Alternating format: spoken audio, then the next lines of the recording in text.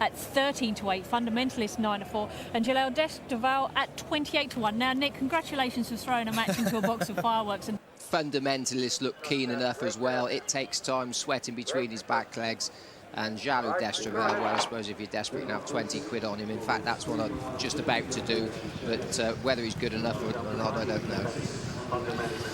Well, on the book, Jalil Destreval on the left there has got very little chance of beating the other three, but this is a steeplechase and anything can happen. There is Jalil Destreval at the back, just behind It Takes Time in the blue and green jacket. Fundamentalist is the early leader under Tony Evans, who's back today, having had that fall from nowhere yesterday in the Paddy Power Gold Cup. He was forced to give up a later ride yesterday, but back on board Fundamentalist, who shortens into the next fence from Cornish Sett in second. Then It Takes Time, and finally Jalil Destreval, who, if the other three stand up, is really just looking for a bit of prize money, which will be about getting on for £2,000 for fourth place. With the absentee idle talk as Fundamentalist takes the next fence. Cornish Sett and Ruby Walsh in second. It Takes Time in third. Fundamentalist, this horse who promised so much when winning the 2004 Royal and Sun Alliance hurdle at the festival here. But jumping problems, the odd injury have intervened since. And also he is inclined to be a bit keen at the next open ditch. Over safely from Cornish Sett, It Takes Time, and Jalil Destreval. Now a plain fence. Fundamentalist, now 8 years old, still got a chance to pick up the pieces of his career if he does have a clear run. If Nigel Twiston-Davis can have a clear run, he's a 2-to-1 chance here. Very hard to split the top three in the betting. Joint favourites Cornish Sett and It Takes Time at 7-4. Jalil Destreval 25-1 at this open ditch. And all safely over once again. So reaching the top of the hill.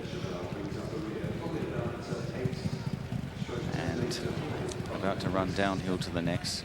But just to remind you that there are now 3 non-runners out of the Greatwood hurdle: Crowwood, Caracciolo and Acamba. It's a bit of a shame, but still Detroit City taking on Sweet Wake in just over half an hour's time. Should be a fascinating contest. Meanwhile, in this graduation chase, Fundamentalist, and It Takes Time. It Takes Time at the age of 12. It's a bit long in the tooth to be graduating over fences.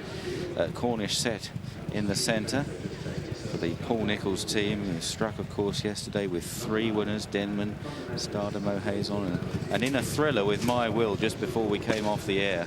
That was a fantastic finish there, My Will and Idle Talk. Jalil Destreval getting somewhat detached at the rear as they come towards the end of a circuit here. Fundamentalist, John and Jim, this is a horse who's had his jumping problems, had his problems full stop. Very important today, presumably, to get a clear round.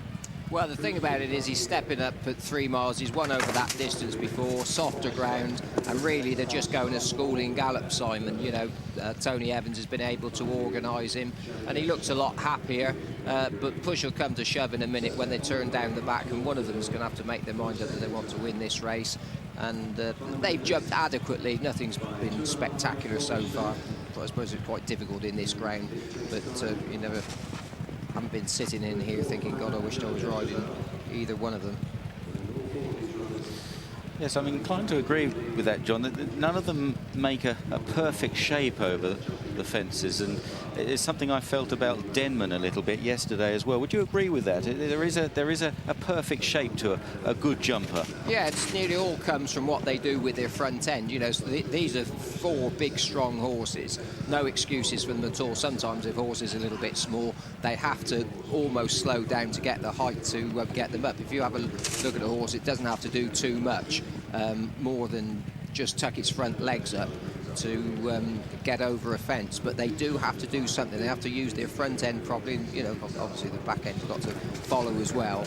But if you just look at Fundamentalist, we're racing on a softish surface. He never looks totally happy about when he lands. He takes off all right, but he seems to delay landing for as long as he can. You know, he'd be almost happy landing on his back legs.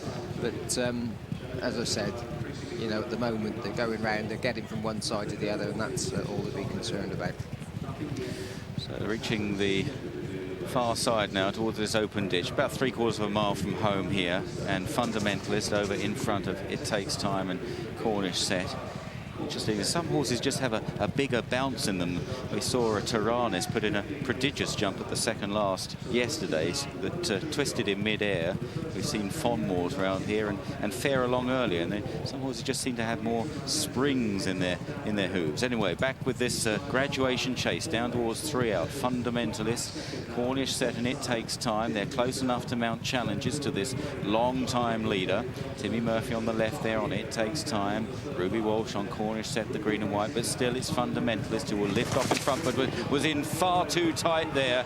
That was a pretty awful jump, and Cornish Sett and It Takes Time handed the initiative. Jaloux d'Estrabel just coming to that fence, completing hopefully for 4th place, down towards the second last then, and it's looked quite competitive. Fundamentalist on the right, Cornish Sett in the centre, probably just doing best there from It Takes Time as they run round the final turn now. Fundamentalist and Cornish Sett now. Timmy Murphy switching It Takes Time towards the inside running rail, but it's Fundamentalist battling on in front from Cornish Sett as they run towards the final fence. There's not going to be too much between them here, and the jumping is going to be important at this last obstacle. Fundamentalist reach for it. Cornish Sett possibly just in front on landing as they race up the hill, and it's Cornish Sett and Ruby Walsh that gallops on by about a length to Fundamentalist with 150 yards left to travel. Fundamentalist is fighting back. Cornish Sett just emptying slightly. Fundamentalist inching back, but Cornish Sett prevails from Fundamentalist. It Takes Time, almost walking up the run. It looks very leg weary indeed, but will hold on for 3rd ahead of Jaloux d'Estrabel. So it's that man again, Ruby Walsh, with yet another winner here at Cheltenham, this time on Cornish Sett, the 7-4 joint favourite. Not many runners, but they provided us with an exciting finish there. Fundamentalist fought back, but Cornish Sett just clinging on.